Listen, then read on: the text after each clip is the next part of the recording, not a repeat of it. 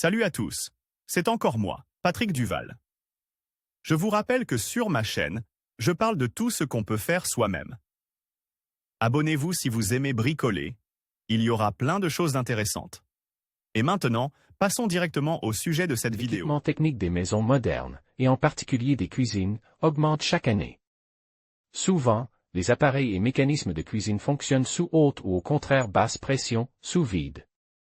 Les joints utilisés dans ces appareils finissent par tomber en panne, et il n'est pas facile, ni même possible, de les remplacer. Examinons la méthode de fabrication de joints en silicone de haute qualité à la maison. Vous aurez besoin de du silicone alimentaire à 2 composants de la pâte à modeler, un spray de silicone, un plateau tournant en métal ou en contreplaqué. Une fine feuille de plastique, un tube en plastique, un boulon, un écrou ordinaire et un écrou à oreille, de la colle chaude, du verre, du film, etc. Outils, règles, marqueurs, pinces coupantes, limes, perceuses, ciseaux, etc. Processus de fabrication de joints en silicone pour des pièces rondes de tout profil.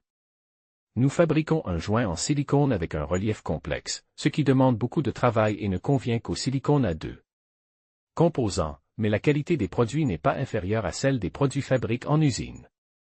Nous déterminons la section transversale du joint. Elle peut être réalisée en versant du silicone dans la matrice appropriée faite à l'aide d'un grattoir. Cet outil permet d'enlever tout l'excédent de la base molle. Si l'on utilise un grattoir circulaire à tourner, on obtient une rainure cylindrique avec le relief souhaité. Nous la remplissons de silicone et attendons qu'elle durcisse. En s'orientant sur les dimensions et le rayon du grattoir, on trouve l'emplacement de la matrice sur le plateau tournant. Le matériau le plus accessible pour sa fabrication est la pâte à modeler. Le chemin de l'idée au joint fini. Nous formons une matrice sur le plateau tournant à partir de métal ou de contreplaqué, en imprégnant la phase de travail de vernis. Pour une meilleure adhérence de la pâte à modeler, percez un trou au centre et insérez un manchon métallique.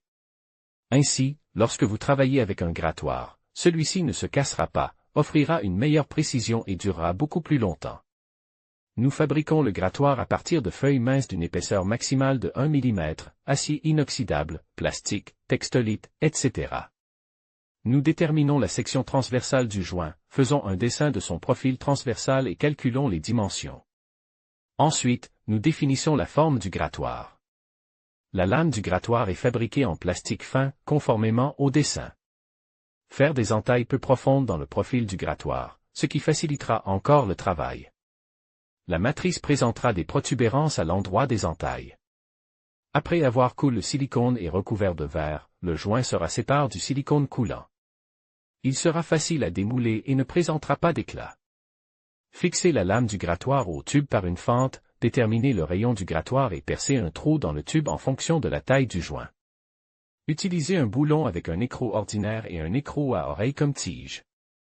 Alignez la lame et fixez-la avec de la colle chaude. Avant que la colle ne refroidisse, procédez à des ajustements. Ensuite, nous formons une matrice de pâte à modeler sur le plateau tournant, en tenant compte de la taille du grattoir et de son rayon de rotation. Si nous n'avons pas deviné la quantité de pâte à modeler, nous corrigeons l'erreur en faisant pousser la section manquante. Les nuances du travail avec la matrice sont décrites ci-dessus, alors commençons à verser la silicone.